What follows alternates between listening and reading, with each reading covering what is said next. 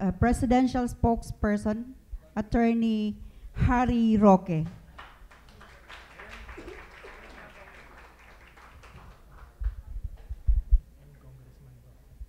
Okay, the Secretary will be joined by Congressman O'Neil Roque, sir, Attorney Oliver Owen Baba Garcia, our City Councilor.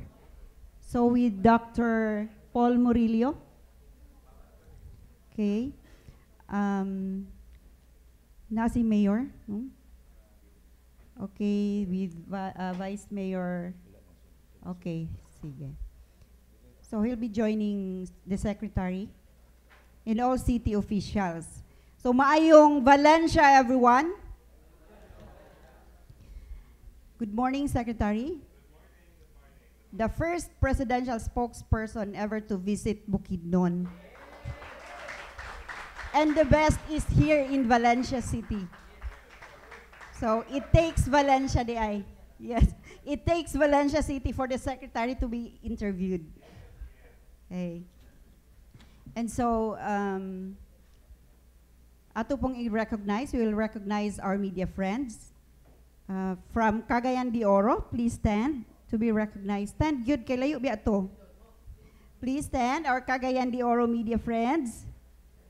Okay, multi-media, no? Then from Manila, we have our friends, media friends from Manila. And from Bukidnon. Bukidnon, please stand, the host. Okay. We also have here our Public Information Officer of the City of Valencia, headed by Sammy Langob. Where's Sammy? Okay, thank you, Sam.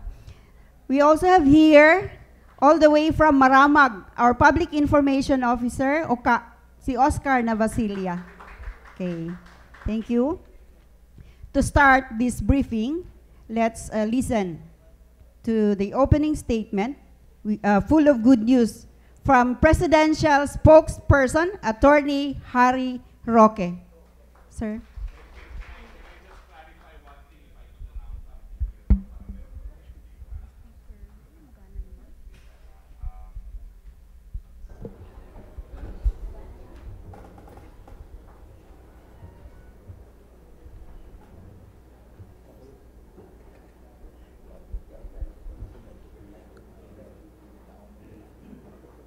Okay.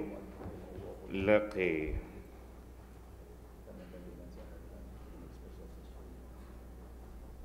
Are we on RTVM? Okay, we're on na pala. Well, good morning to all of you and welcome to the Presidential Malacanang press briefing, which is being held for the first time in the municipality of Valencia, Bukidnon. I have three good news first before I entertain questions from our friends from the media. The first is the Social Weather Station Net Trust Rating Survey.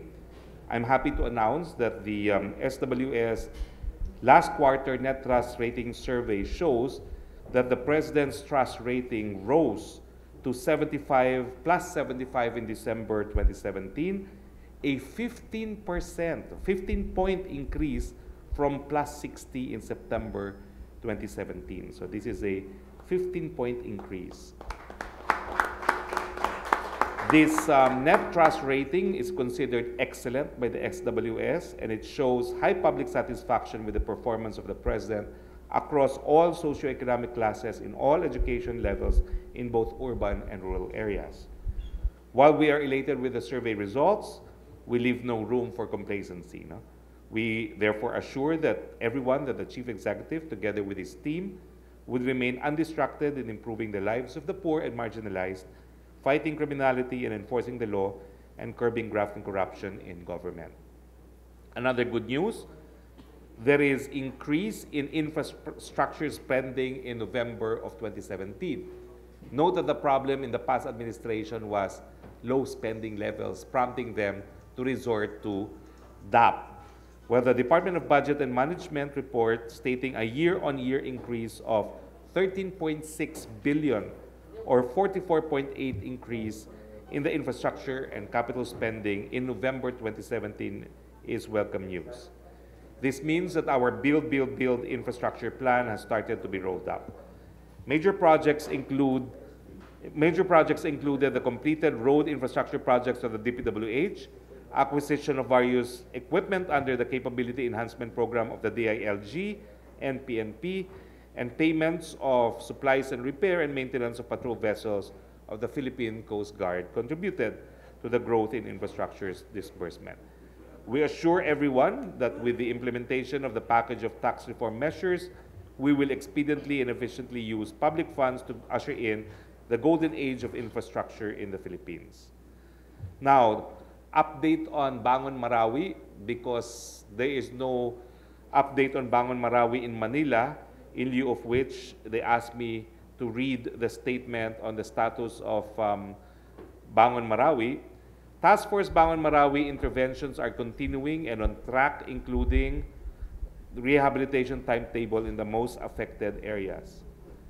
Task Force Marawi intends to clear Marawi of IEDs ahead of schedule. That includes mines, booby traps, and similar hazards to government and non-government workers equally keen with the military on ensuring the safety of personnel reconstructing Marawi.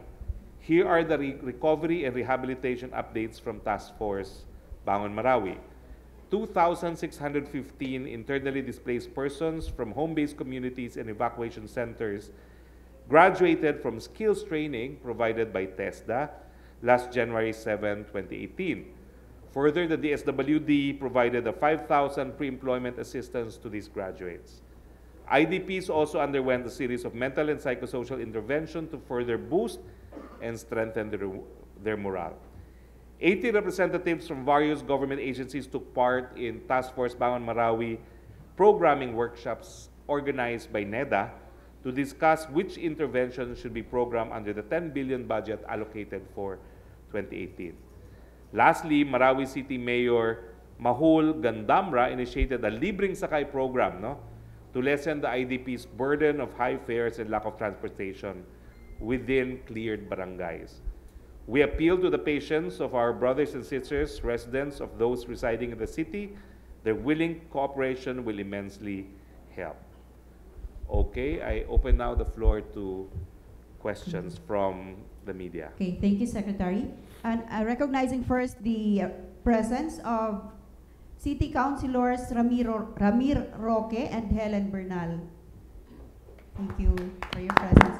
Okay, let's go to the question and answer portion. We're actually live on PTV4. Okay, first question is from Sir Rudy Tahima Cruz, Bukidnon Press Club.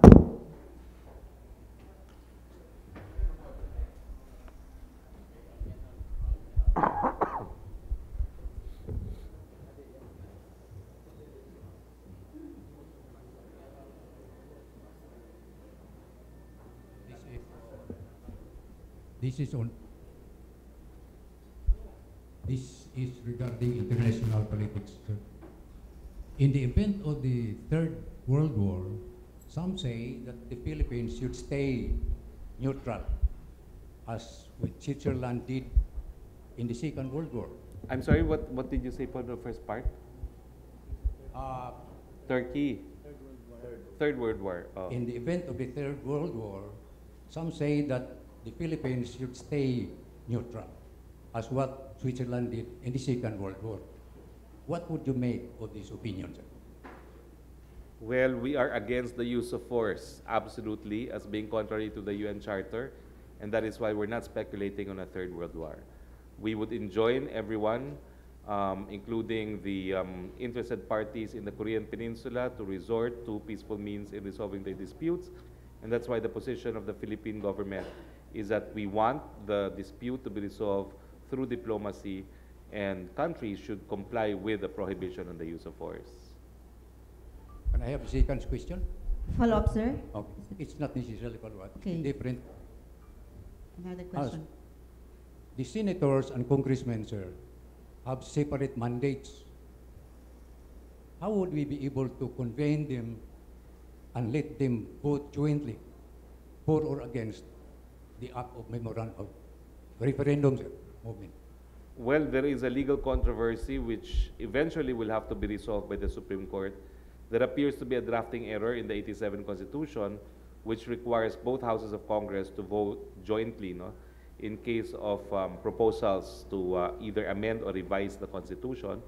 And some say this is a drafting error because they used the language of joint voting when they were confident that there would be a unicameral parliamentarian form of government. No, it turns out that we still reverted back to the old bicameral Congress that we now have in the 87 Constitution, and some argue that if the separate voting of both houses is required to pass an ordinary law, more so if it relates to any amendment or revision of the Constitution. But this will have to be resolved by the Supreme Court.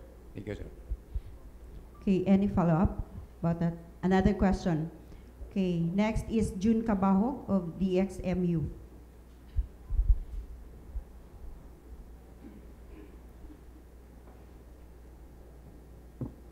My idol. Yes, sir. We welcome the build program of the Duterte administration. We have Malacanang, mini Malacanang in Iloilo. And for Mindanao, I hope in the build program we can also have Malacanang because we have the president coming from Mindanao. Would that be possible? For your information, there is a Malacanang in Mindanao. It's called Panacanyang. It's in Panacan. And it was only recently refurbished. The president toured me around a refurbished Panacanyang, and my prediction is coming true. The president appears to be spending more time in Davao than in Malacanang.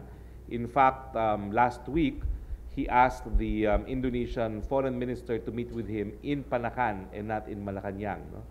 So he also had a command conference with the PNP on 911, also in Panacan. No? This afternoon, the president has a schedule at 4 p.m. in Panacan and not in Malacanang. So it appears that the president is intent on spending more time in Mindanao, governing rather than in Malacanang. Thank you po.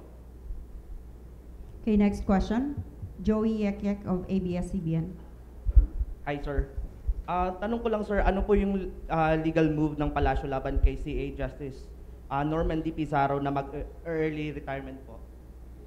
Well, the Solgen described the decision as a decision that stinks. He has said that he will try to overturn the decision. Now, I understand the family is also contemplating filing administrative charges, but that's up to the family to decide. Next question, sir. May plano po ba si Pangulong Duterte na magpa-fire sa kanyang ilan sa kanyang mga cabinet member at kasali na po yung tatlong general? Well, let me see if I have permission to announce, because I'm scheduled to meet the president at 4. But yesterday, he again announced in a PAGCOR affair that he will soon fire a chairman, in addition to about 70 police officials, including 3 generals. And this was what he mentioned yesterday in PAGCOR. Now, what I do know is that he is scheduled to replace a chairman of a government-owned and controlled corporation, but not really for graft, for other reasons. So it would appear that there's a second chairman who might be replaced because of graft.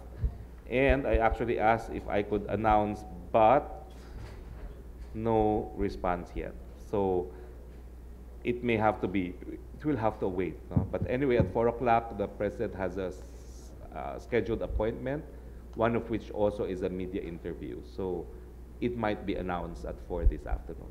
Lastly, sir, may habol ko lang. Madami po kasi proposal ng federalism. Kanino po yung federalism na proposal na susuportahan ng Malacanang? Kasi daming klase ng federalism na pinapropose sa Congress at Senate. At may mga gusto bang i-amend si Pangulong Duterte? The president has repeatedly said that he favors the French model, and he leaves it to Congress to draft the proposal for the people's ratification. Okay, Now, any question? Any follow-up question? Okay, next question is from June Estore, UMBN Radio Ukay. Thank you. Good morning, Mr. Secretary. Yes, sir. You made mention a while ago that the trust rating of the president has increased to 15 points. By 15 points. 15 points. In the SWS. What contributes to this increase of his rating? I think the fact that he has shown that he can exercise political will to defeat terrorists and violent extremists in Marawi, the fact that people's optimism is at all-time high, the fact that manufacturing output is at all-time high. So all this indicate that the economy is growing as is promised. He has promoted the rule of law against the threat of terrorism, and of course, he's winning the war against drugs. Okay, hindi po namin makalimutan yung sinabi nyo kanina doon sa Oval na may libre na po tayong pagtanghalian para sa mga bata. Okay. In addition to Kailan that, of course, the president, for the first time, gave free tuition to state colleges and universities. The law providing for free irrigation, of which I'm a co-author, is about to take effect. And in the House, I have authored 2 bills which have been passed by the House, awaiting action by the Senate, one of which is the feeding program for grade school and kindergarten, and another is the universal health care. Libreng paggamot at libreng gamot sa lahat. So this is the first time that an administration has promoted basically pro-people policies, no? Including free health care, free education, and free feeding for malnourished children. Last na lang po. Si ex-Governor Reyes ng Palawan, may plano na isupo kayo ng incite to contempt. Incite to contempt po kayo sa Nigang Bayan. Ano pong reaction po ninyo dito? I welcome that. I will meet him in any forum, and I will tell the world he is a convicted felon. Convicted felon, convicted felon.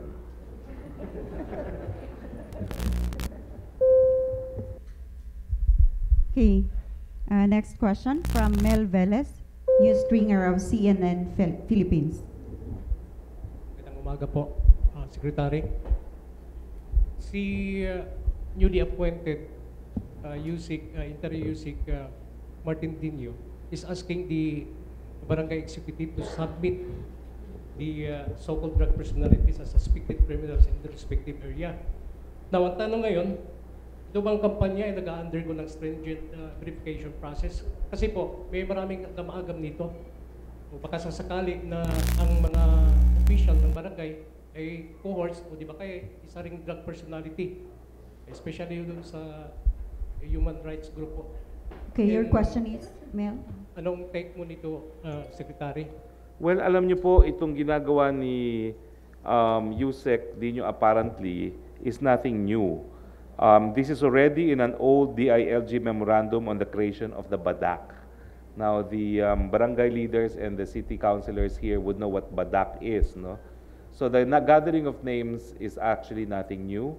It does not constitute any breach of constitutional rights because, of course, the gathering of the names is only the first step. The names will have to be investigated before cases, be it administrative or criminal cases, will be filed in court. Okay, any follow-up question, Mel? Okay. Next question from Cheryl Casey Macale from Cagayan de Oro Press Corps. Good afternoon, Secretary. Yes, sir. Being of which, if the Senate and the Congress would not adhere or agree to the federalism, what is the President going to do about it? The President has said that if federalism would not push through, he wants genuine local autonomy. Second question, Secretary. We have received the news today about the state colleges being free and all of this news that you have delivered. This is the first time that it really happened in the Philippines. First time in the history of the Philippines. What does it take? All the dynamics and the system and the programs that the President have implemented to create these programs and being implemented. It's the political will to spend taxpayers' money. Our problem is not because we don't have enough funds. We've always had funds, but the very low absorptive capacity of government departments and agencies. But with programs such as free tuition, clearly there's no reason why we should not be able to spend funds. Now, take note too, the train will fund the Build program. Now, in addition to the necessary infrastructure that the train will fund, it will also create further economic stimulus leading to higher income for the rest of our people, meaning higher tax rates too, no, tax collection as well. So it really is all connected, no? But it begins with political will to accomplish things and to get things moving. Congratulations to the administration, sir. This does bring a lot of hope to the people of Mindanao. Thank you. We Okay, appreciate any that. follow-up question on that train?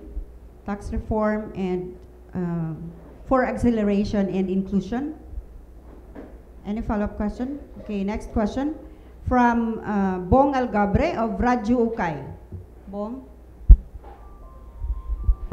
Magandang umaga, Secretary. Yes. Oh, meron palang radyo ukay rito. I met you in the Christmas party in Davao for the Yes. Davao media. Yes. Dito ako sa kaso ni Doc Ortiga. Okay.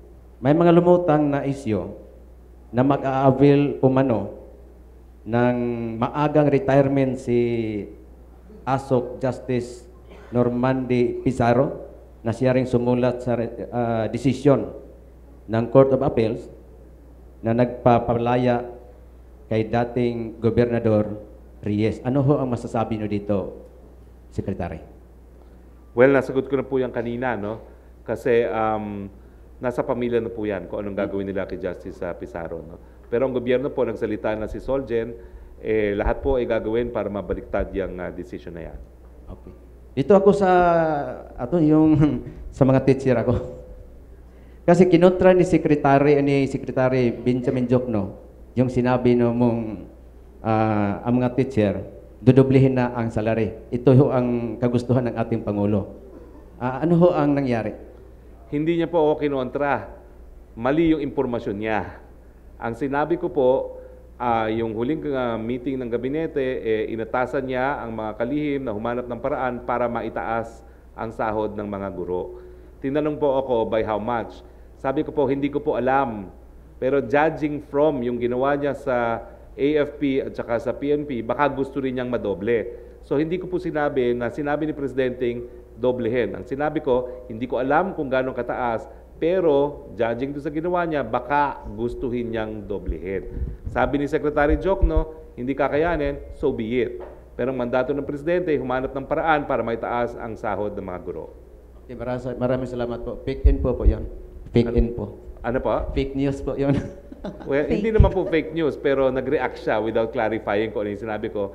Sa mga Malacanang press conferences po, we always have transcripts and we're always televised live. So we have, of course, the tape of what we said in our press briefings. The same thing goes for this, no? Because this is really an ordinary palace briefing. Because it is, I have questions from Manila, and I'd like to read some of them. From Joseph Morong of GMA,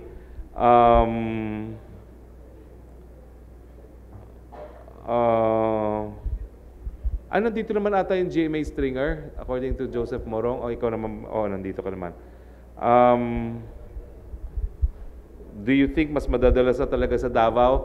I think so, because he now has the facility to meet even foreign dignitaries in Panacan, which is referred to as Panakanyang, no?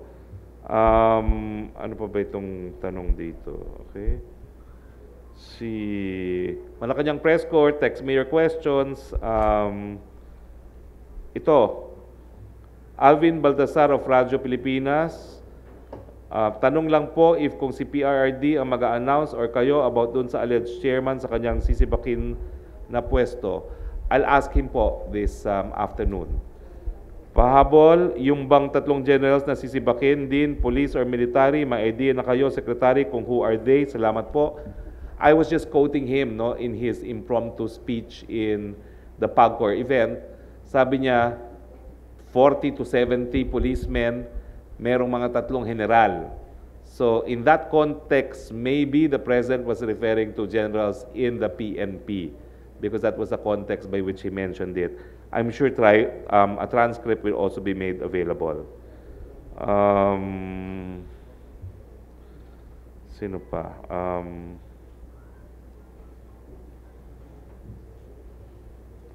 From Henry Uri, SEC, nag-resign na daw si GM Corpus ng PCSO, natanggap na ba ng Malacanang resignation letter niya? As of only about a few minutes ago, we have no information on the reported resignation of Chairman Corpus of the PCSO, but I will inquire from PMS. Okay, any further questions? Okay. Both from here or from Manila? Okay, next question from Kokoy Medina of Radyo Pilipinas. Magandang umaga po, Secretary. Yes, sir. Nung nakaraang Tuesday ba yun, sinabi mo na yung paghabol ng ating presidente sa mga corrupt officials hanggang sa local chief executives. So ang tanong ko po, meron naman tayong ombudsman, meron naman tayong kinecreate niya yung isang komisyon ni President Duterte. So ano po ang pamaraan na kanyang gagawin? Kasi iba naman yung sa mga appointees niya na kahit report lang, pwede niyang matanggal. Itong mga chief executives natin mga halal na opisyal. Ang tawag po dyan, concurrent jurisdiction. Hindi lang po ombudsman ang pwedeng magpatanggal ng mga lokal na pamahalaan, opisyalis. May kapangyarihan din po ang presidente dahil siya ang pinakamataas na chief executive sa ating republika. No? At meron po siyang supervision and control sa mga opisyalis sa loob po ng pamahalaan. No? So yun po yung kanyang legal basis para sibakin sa pwesto, hindi lang yung mga presidential appointees, kundi pati na rin yung mga lokal na mga opisyalis. Dahil ang presidente po has supervision over local government units, ibig sabihin, he has to make sure that they're doing their jobs. If they're not, that's a basis for firing them. Follow up lang po. Halimbawa, yung isang local chief executive ay nakakuha ng PRO sa Court of Appeals, tatanggalin pa ba rin ni Pangulong Duterte?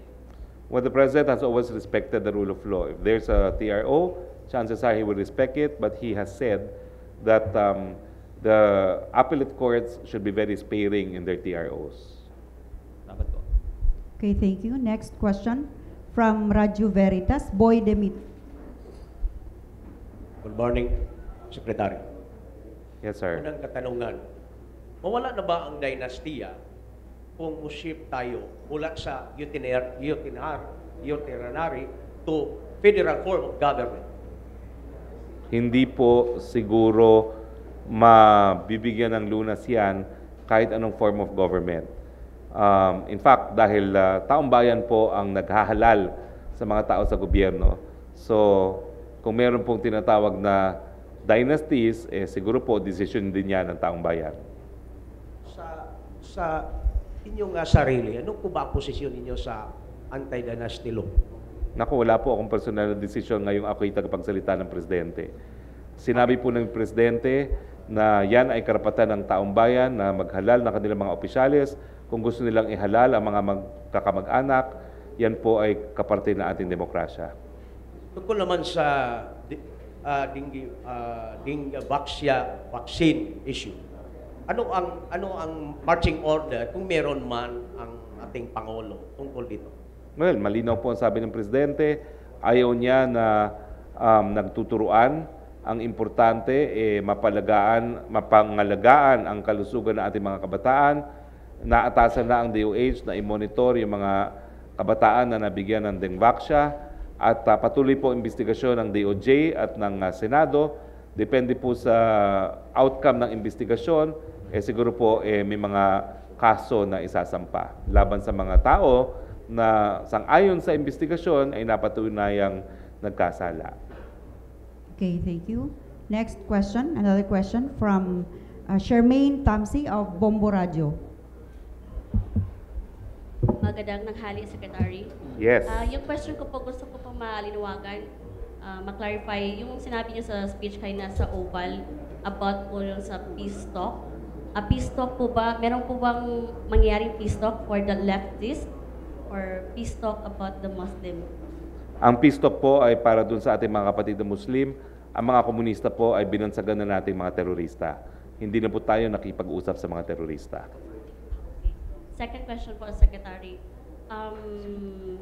Nang maabsuelto si former governor sa Palawan, si Reyes, meron po lumulutang na mga sabi-sabi sa tabi-tabi na naging conflict of interest po? Kasi alam na po natin nga ikaw po yung abogado ng environmentalist na si Ortega.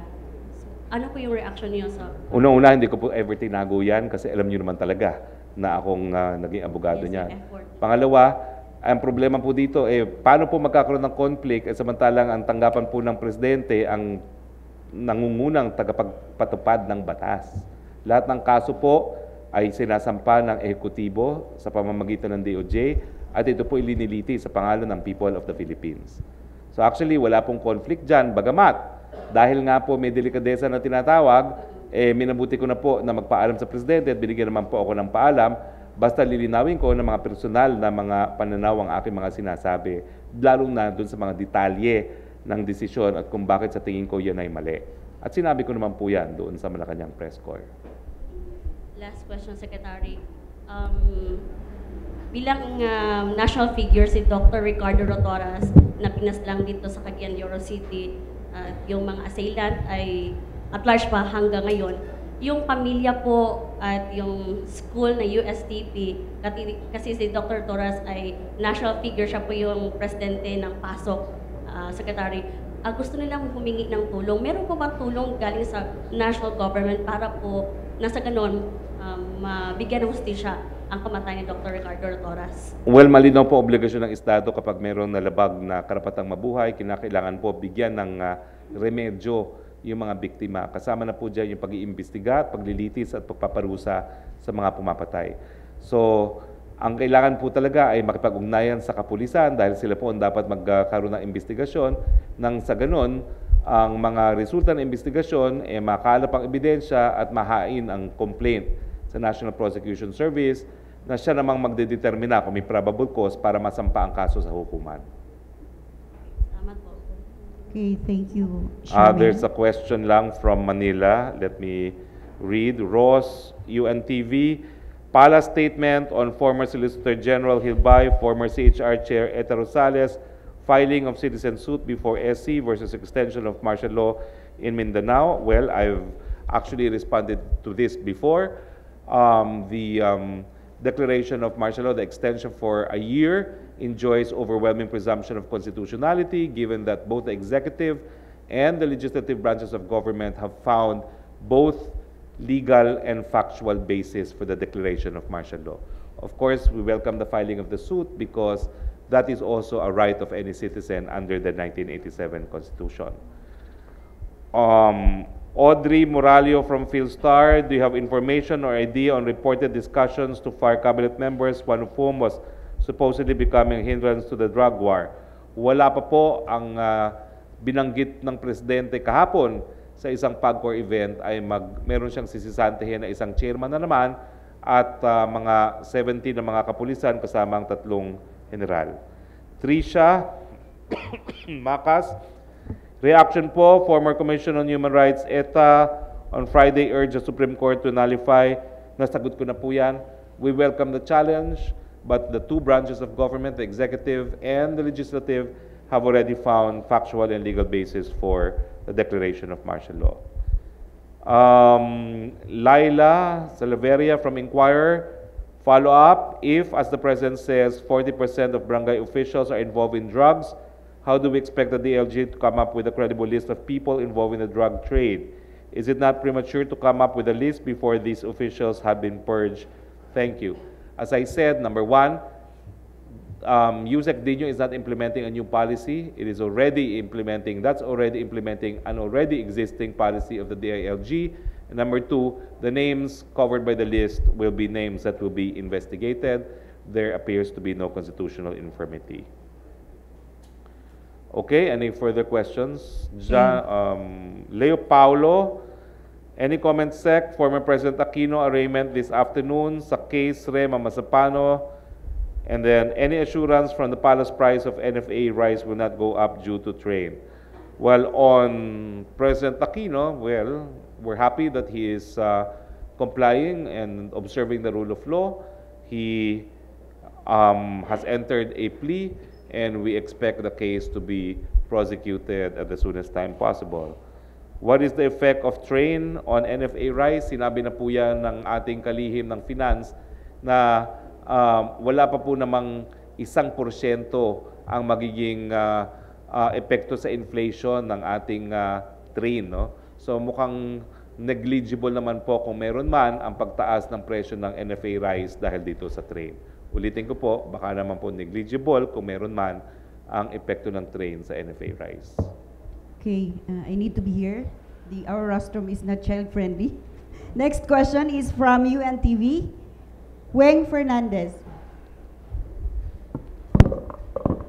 Secretary, good morning po. Yes, please. I was in Iligan and Marawi yesterday. Unahin ko lang po, Sec, yung pagkasuspindi ng 12 councilors ni Mayor Rehencia. Kasi ang problema ni Mayor Rehencia ngayon, naantala po yung pagdideklara nila ng state of calamity dahil suspendido ang kanyang vice mayor at ang kanyang 12 councilors. So, ang apektado ngayon, sabi niya, nasa 70,000 residents ang apektado ngayon sa pangunahin sa tubig. So, mayroon ba kayong maitutulong sa local government ng Iligan? Well, pagbibigay alam ko po ito sa DILG at titingnan po natin kung anong remedyong pwedeng magawa dyan dahil naintindihan ko nga na kapag walang konseho, walang declaration of a state of calamity. No? So pagbibigay alam ko po yan kay General Anyo. Okay. Sir, regarding naman po doon, nabanggit nyo kanina yung rehabilitation, reconstruction sa Marawi. I was also in Sagunsungan, Marawi kahapon. Di ba nung December 27, nag-turnover na po ng 500 temporary? 800 po.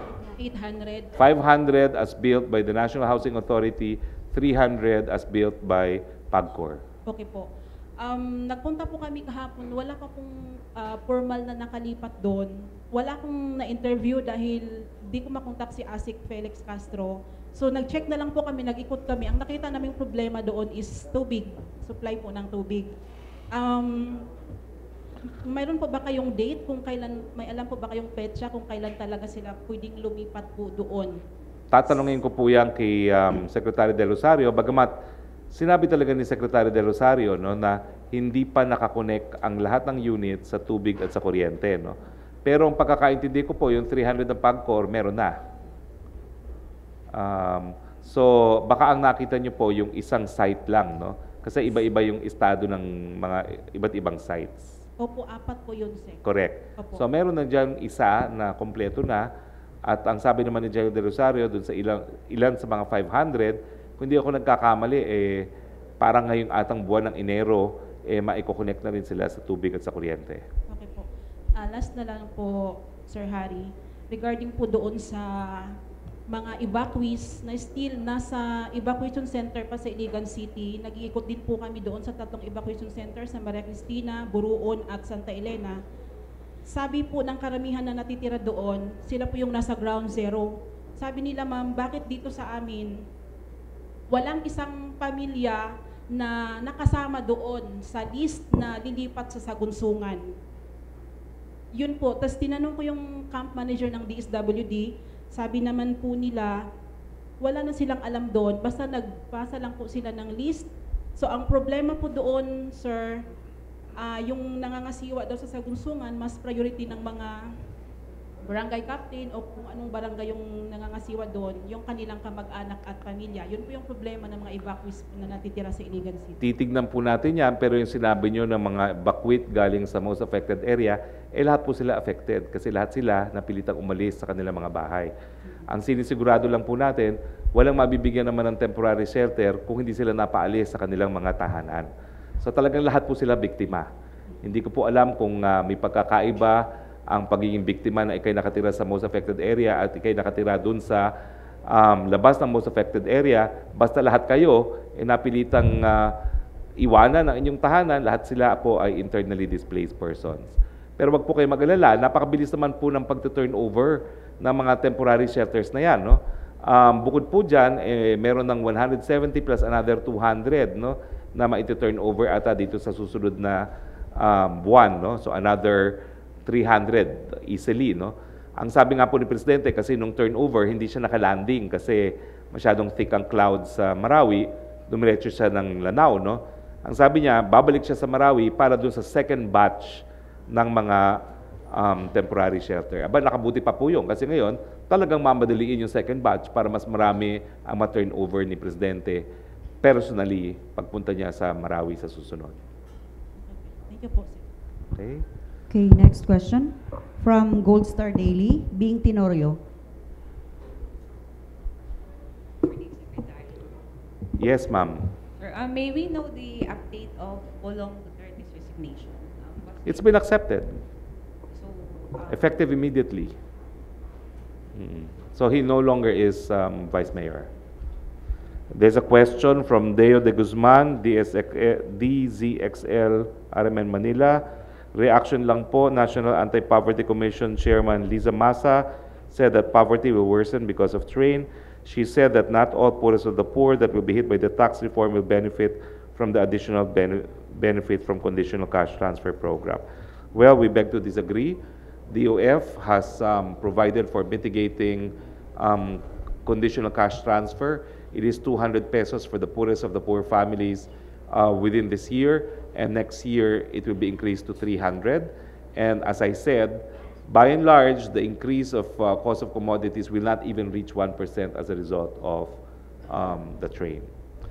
On the other hand, the benefits are tremendous. It's not only much needed infrastructure that will be built according to the Build program, it's also the jobs and the other economic opportunities that will be created as a result of the Build. Okay, here's a question from GMA, Mike Tulang. Is Chinese exploration allowed in Benham Rise, sir? Benham Rise is exclusive economic zone of the Philippines. It is an extended continental, extended continental shelf of the Philippines as awarded to us by the United Nations Commission on the Extended Continental Shelf. It is covered by sovereign rights, which is exclusive in nature, unless the Philippines agrees to joint exploration. So as of now, it should be sole exploration by the Philippines as part of its sovereign rights. Okay, any follow-up on Benham Rise? Okay, next question from Gaudi Balansag of Radyo Natin.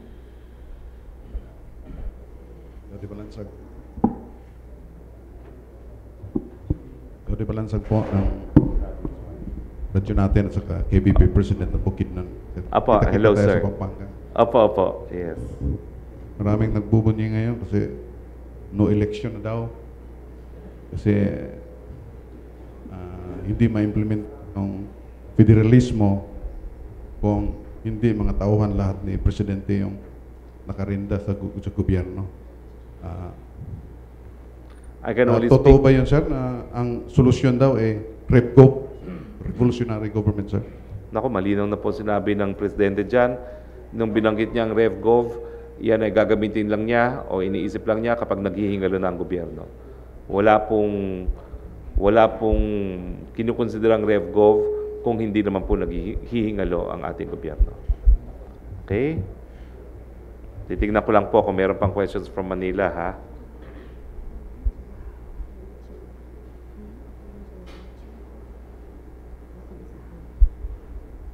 Wala na po sa akin nagpadala ng additional questions. Okay, we only have few minutes left. Next question is from June Sapanghari, UMBN Radyo Ukay. Magandang umaga po, Secretary. Yes, good morning po. Inyo GP, President Bukidnon. Tanong ko, ikaw ang naging isang counsel sa Maguindanao Massacre. At sa ngayon, ikaw ang nasa kabay ng Presidente. Ano ang status ng kaso sa Maguindanao Massacre at yung hinihintay ng pamilya na hostisya?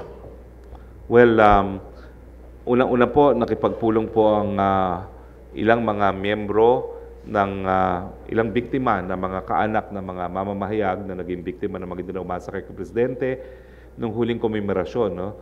Nung Nobyembre sa Palasyo. Yan po ikauna-una pagkakataon na nakapilig ng mga biktima ang isang presidente. At in-order naman talaga ni Presidente kay Secretary Vitaguire gawin ang lahat ng mapabilis ang proseso. At nagbigay din po ng ayuda at kaunting tulong para sa livelihood at sa edukasyon ng mga biktima ang ating Presidente.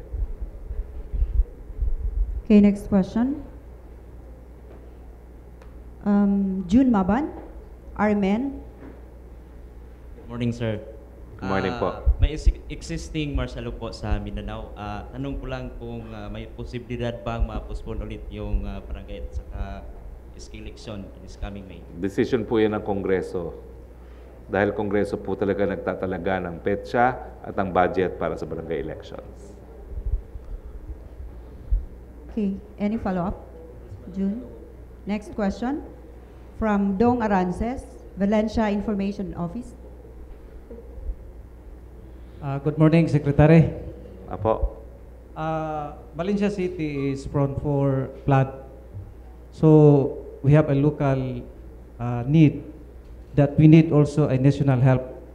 Can you add or assure us that there will be more funds to have a retaining wall in Valencia? And second question is, how can you exercise effectively as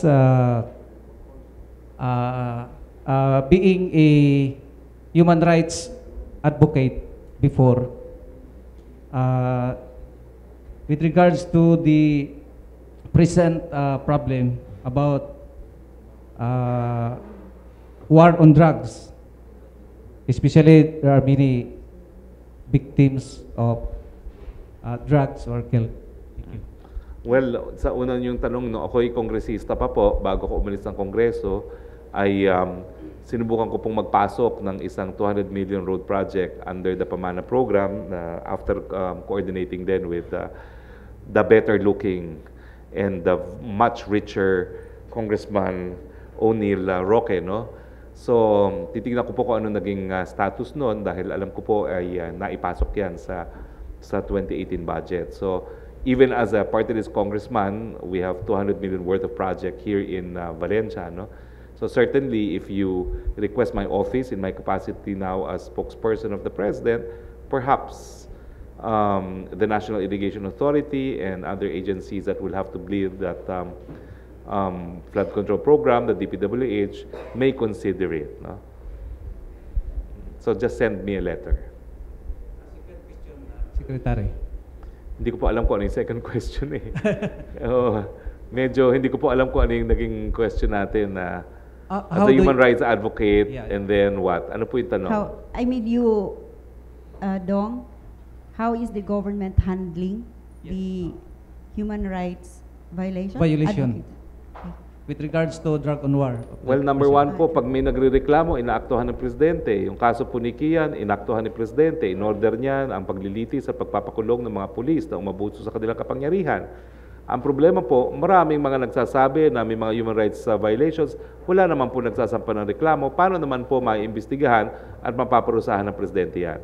Ang Presidente po ay dating piskal, 10 taon siya naging piskal. Hindi po para palampasin niya yung mga tao na gumagawa ng krimen dahil 10 taon ng buhay niya bago siya naging mayor, ang ginagawa po niya araw-araw, litisin at siguraduhin na mapaparusahan ang mga gumagawa ng krimen sa ating lipunan, kasama na po dyan yung mga umaabuso sa kapangyarihan. Okay, next question from DXIQ Love Radio, Alex Dupeno. Magandang tanghali. Yes, sir. Martial law has been extended in Mindanao. At doon sa Luzon, maraming nagkukomento against martial law. Wala bang balak ang Presidente patikim rin ang buong bayan ng martial law? Wala po. Ang legal at ang faktual na basehan ng martial law ay para lang sa Mindanao. Hindi naman po niya ninanais na mag-eksersisyo ng kapangyarihan ng Chief Executive by declaring martial law kung walang legal or factual basis. Okay, any follow-up question about martial law?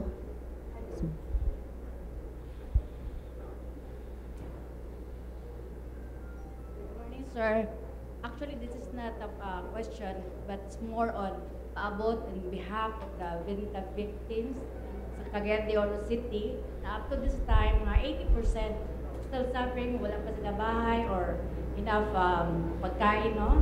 And it's first problem there in Cagayan de Oro City. And then, yung ating city jail and provincial jail, medyo, or maganda siguro ang takbo ng pagtakip ng mga drugs related cases, no? Kasi nag-group together there to the point na instead na 10 per silda, nagiging 100 sila.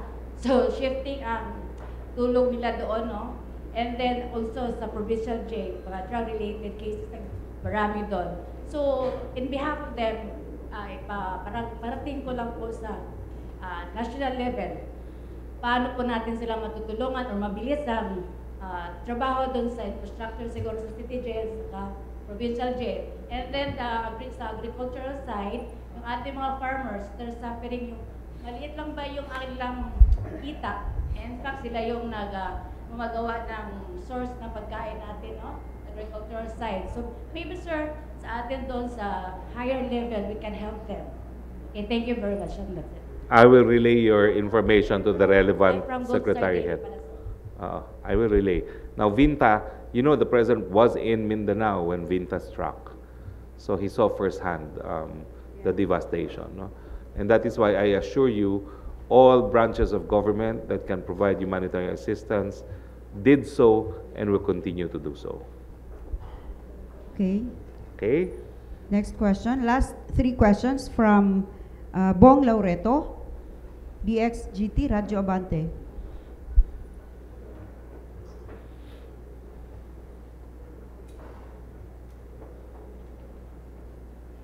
Good morning po, Secretary. Morning. So my question is about the law on hospitalization and medical services. So kailan ito mag-take effect, Secretary? I think it's effective already. Which law are you talking about?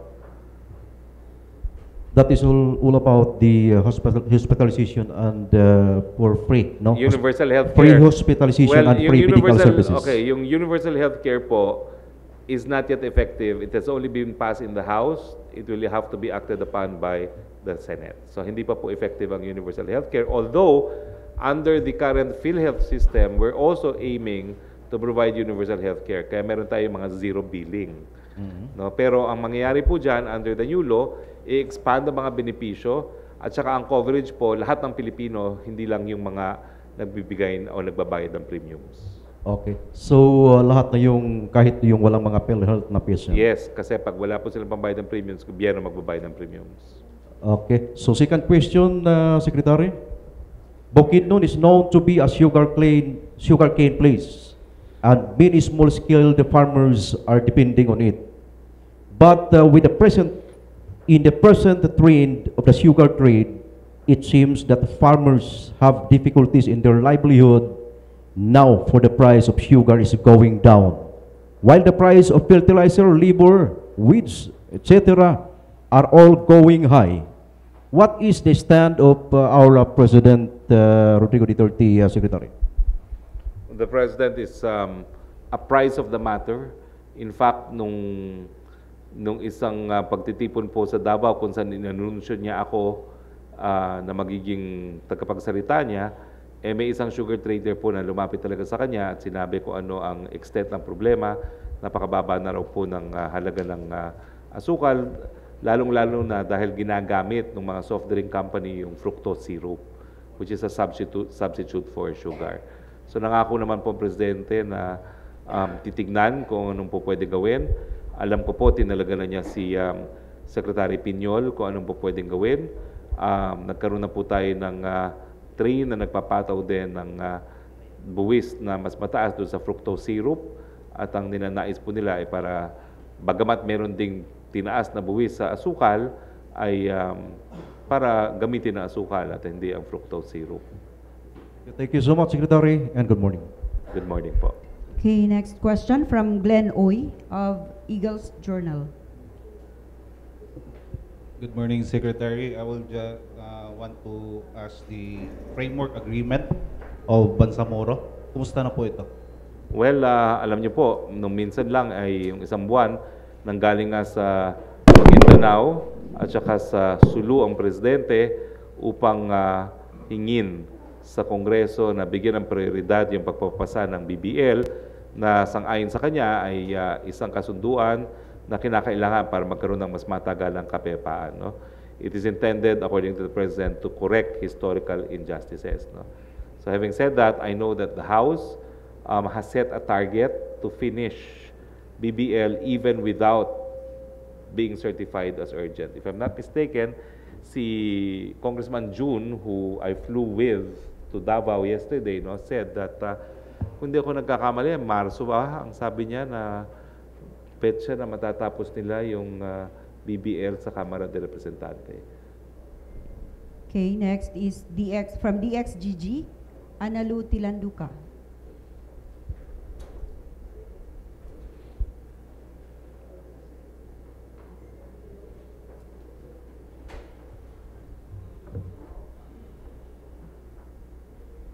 Meron pa pala akong meron pa akong 2 questions from Malacanang Press Corps. Okay, Ay, natanong ko na ito ha.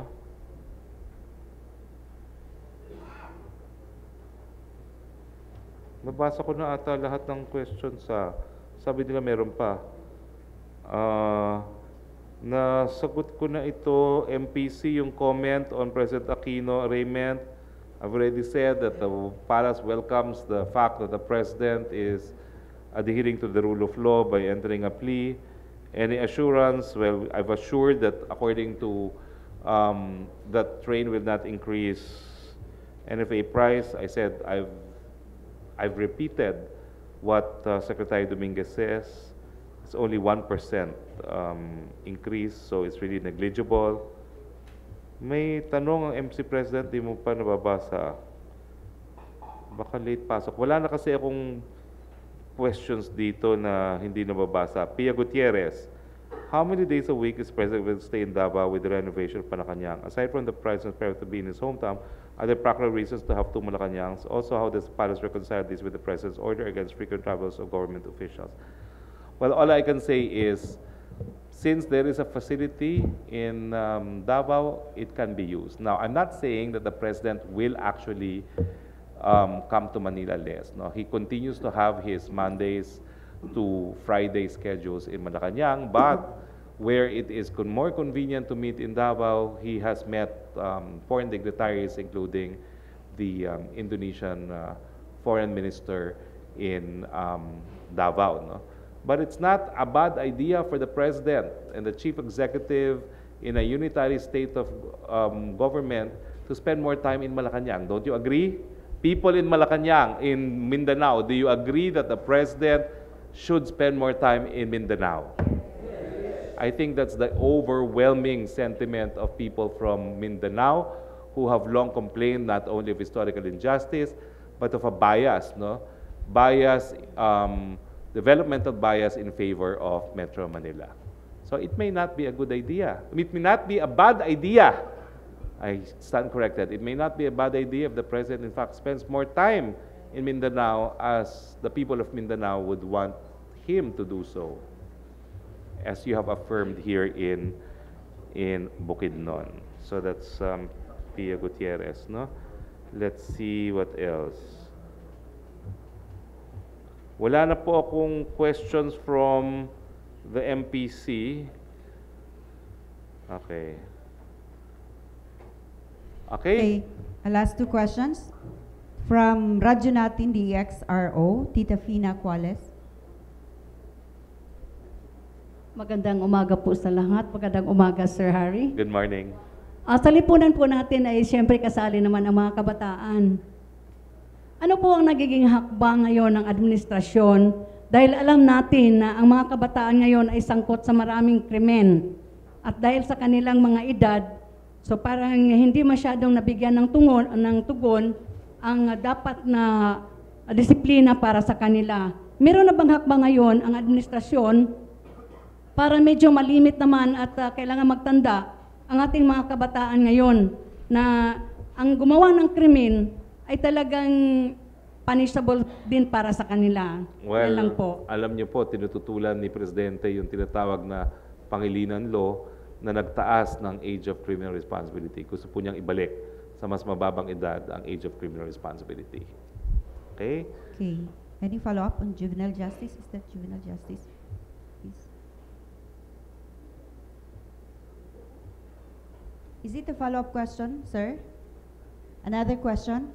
Okay, Analu of Happy FM. From happy po.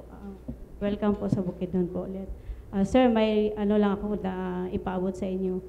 Kasi worried kami pag walang election ngayong umabot nga May 2018. Sir, kasi doon kasi sa lugar ko, doon sa Malay-Balay Bukidnon, usok kasi doon ang palakasay system po.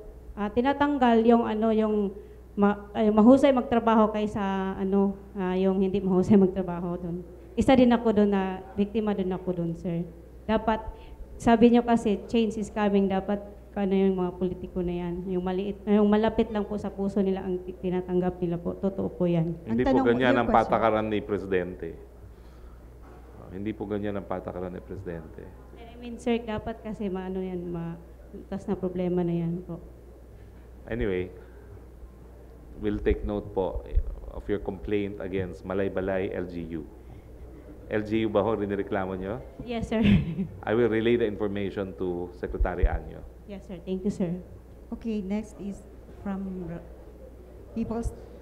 Hello, People's sir. TV. I'm Paolo po from PTV4 Manila. May pinaabot lang sa aking tanong dito si Miss Rocky Ignacio, no? From Tuesday New. Hi, Sec. Tuesday here. PNP said that they will revive Oplan Tokhang but will have some revisions. Would the palace advise the PNP to just replace the anti-illegal drugs campaign's name because Oplan Tokhang has put the president's image in a bad light? I do not know yet, no? But I will certainly inquire from the PNP what their plans are, because as you said, it's just a plan of the PNP, okay? And also remember, while the president has asked them to assist in the drug war, the lead in the war itself continues to remain with PIDEA. So I think PIDEA head, Mr. Aquino, should also be asked for his inputs. Okay, thank you. Last two questions from, please identify. Si MC naman, kanina po yung last two questions mo, ha? Pahabol, Naka sir, 20 pahabol. questions ka na sa last two questions mo.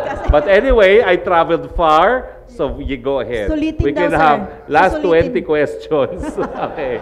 Go Sabi ahead, go nila, sir, ahead. susulitin namin yung Go presence ahead, mo. please. Go ahead. It's my pleasure. Good morning po, Sir Secretary.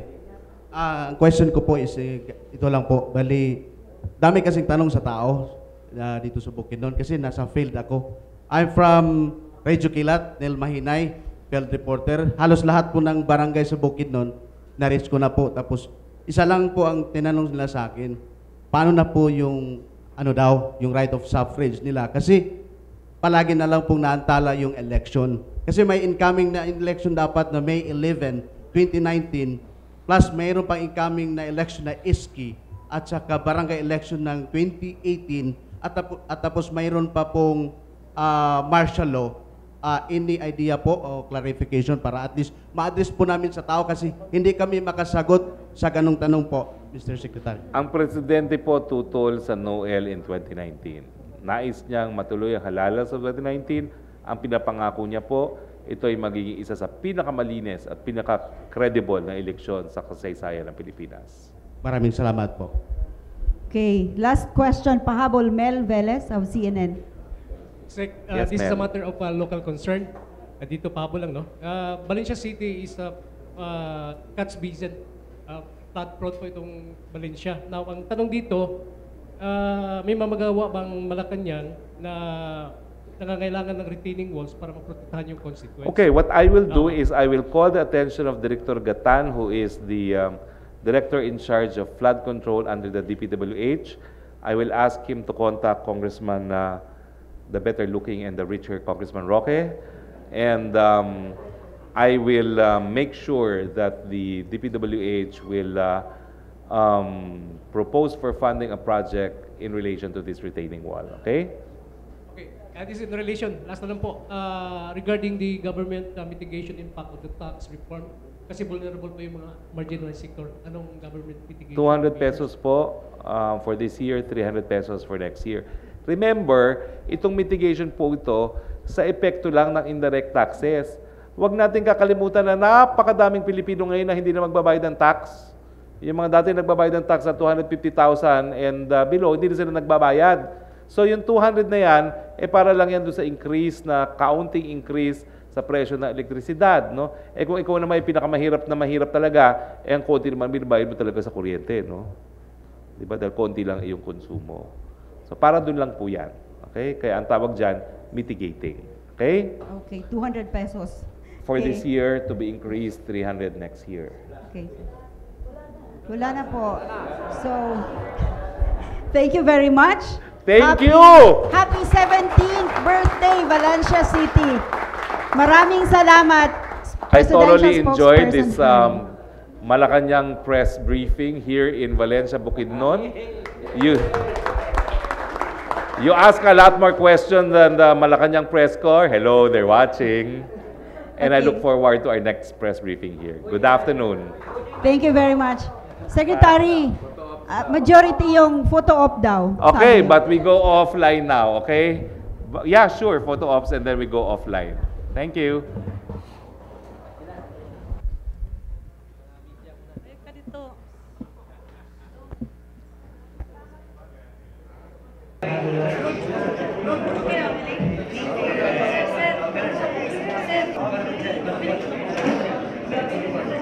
Gusto lang po.